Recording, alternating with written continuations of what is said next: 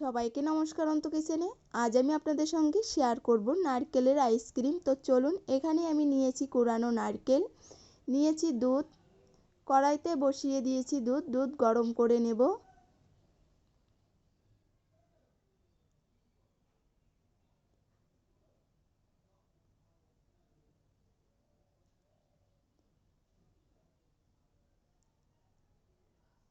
এখানে কিছুটা ঠান্ডা দুধ রেখেছিলাম, কর্নফ্লাওয়ারের সঙ্গে মিশিয়ে নিব।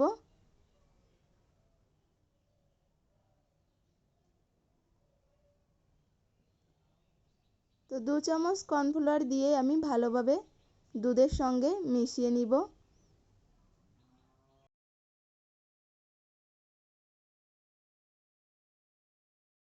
দুধ ভালোভাবে ফুটিয়ে নিচ্ছি।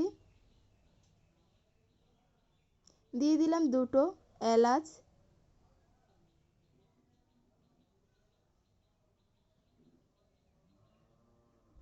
দিয়ে দিলাম স্বাদ অনুযায়ী চিনি। এভাবে একটু টাইম নিয়ে দুধ ফুটাতে হবে।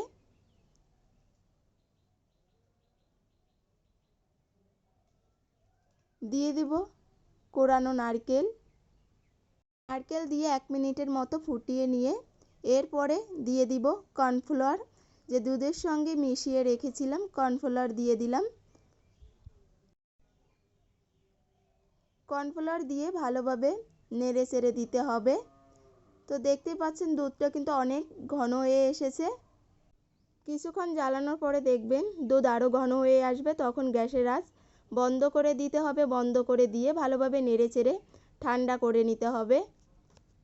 তো ঠান্ডা হয়ে গিয়েছে, এখানে নিয়ে নিয়েছি আইসক্রিমের পট।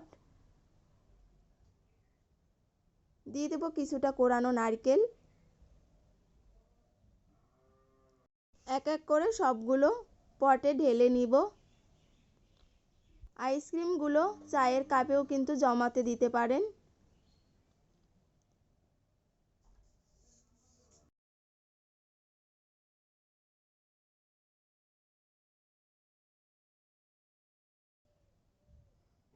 এবার মুখ দিয়ে আটকে নিব। মুখ আটকে নিয়ে ফ্রিজে সারা রাত রেখে দিব। তো এবার আইসক্রিমগুলো বের করে নিব। আইসক্রিমগুলো কিন্তু দেখতে খুবই সুন্দর হয়েছে। তো সবগুলো আইসক্রিম আমি বের করব না। খুবই অল্প উপকরণ দিয়ে আর অল্প সময়ে কিন্তু তৈরি করা যায় নারকেলের আইসক্রিম। তো এভাবে আপনারা বাড়িতে তৈরি করবেন, দেখবেন ছোট বড় সকলেই খুবই পছন্দ করবে।